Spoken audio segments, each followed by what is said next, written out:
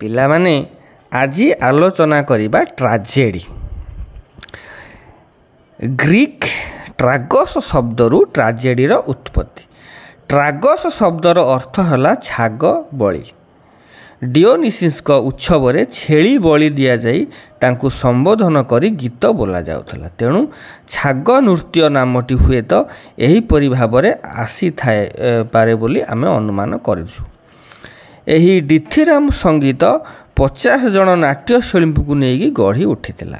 ପ୍ରଥମେ କଳାକାରଗଣ ଏଥିରେ କେବଳ ନୃତ୍ୟ ପ୍ରଦର୍ଶନ କରୁଥିଲେ ଓ ଗୀତ ସଙ୍ଗୀତ ସଂଳାପର ଅନୁପ୍ରବେଶ କରାଇଲେ କବି ଥେସ୍ପିସ୍ ଏଥିରେ। ତେଣୁ ଥେସ୍ପିସ୍ ହେଉଛନ୍ତି ଗ୍ରୀକ୍ ଟ୍ରାଜେଡି ନାଟ୍ୟ ଜଗତର ଆଦି ସ୍ରଷ୍ଟା। ପ୍ରଥମେ ତାଙ୍କରି ଦ୍ୱାରା ଖ୍ରୀଷ୍ଟପୂର୍ବ 534ରେ ଗ୍ରୀକ୍ ନଗରୀ ଏଥେନ୍ସରେ ଟ୍ରାଜେଡି ଅଭିନୀତ ହୋଇଥିଲା। ଟ୍ରାଜେଡିକୁ ଦୁଃଖାନ୍ତକ ନାଟକ କୁହାଯାଇଥାଏ, ଯାହାର ଅନ୍ତଟା ଦୁଃଖ ହୋଇଥାଏ। ଏହାର ଆଦ୍ୟ ରୂପ ଦୁଃଖାନ୍ତକ ନୁହେଁ କିନ୍ତୁ ଆନନ୍ଦଦାୟକ, କିନ୍ତୁ ପରବର୍ତ୍ତୀ ସମୟରେ ଡାୟନସିସ୍ଙ୍କ ଜୀବନର ବହୁ ଦୁଃଖପୂର୍ଣ୍ଣ ଘଟଣା ଏହା ବର୍ଣ୍ଣାଢ୍ୟ ହୋଇ ଉଠିଥିଲା। ଏଣୁ ଏଥିରୁ ହିଁ ଗ୍ରୀକ୍ ଟ୍ରାଜେଡି ନାଟକର ବିକାଶ ବୋଲି କୁହାଯାଇପାରେ।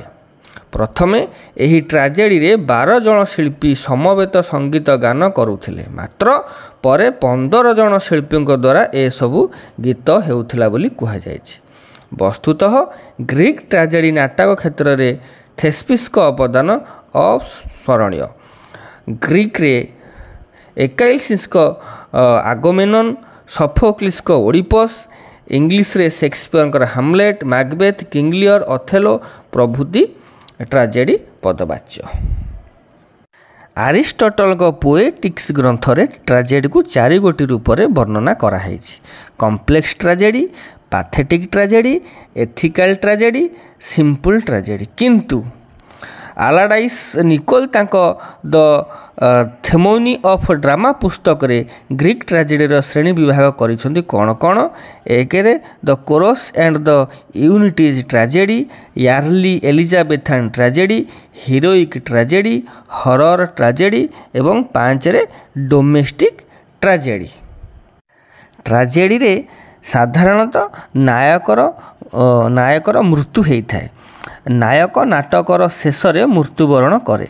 ନାଟକର ମଧ୍ୟଭାଗରେ ବା ପ୍ରଥମ ଭାଗରେ ନାୟକ ଯଦି ମୃତ୍ୟୁବରଣ କରେ, ତାର ଆଦର୍ଶ ମହନୀୟତା ବା ନାୟକତ୍ୱ ନାଟକର ଶେଷ ପର୍ଯ୍ୟନ୍ତ ପ୍ରଭାବ ବିସ୍ତାର କରିଥାଏ। ଏହା ମଧ୍ୟ ଟ୍ରାଜେଡି ହୋଇଥାଏ। ଅନେକ ସ୍ଥଳରେ ନାୟକର ମୃତ୍ୟୁ ନ ହୋଇ ମଧ୍ୟ ଟ୍ରାଜେଡି ହୋଇଥାଏ, କାରଣ ଏପରି ସ୍ଥଳରେ ନାୟକର ତା ଯେଉଁ ଆଦର୍ଶର ମୃତ୍ୟୁ ଘଟିଥାଏ। ପିଲାମାନେ ଆଜି ଆଲୋଚନା କଲେ ଟ୍ରାଜେଡି ବିଷୟରେ। ପୁଣି ଦେଖା ହେବ ନେକ୍ସଟ କ୍ଲାସରେ। ରହୁଛି। Have a good day.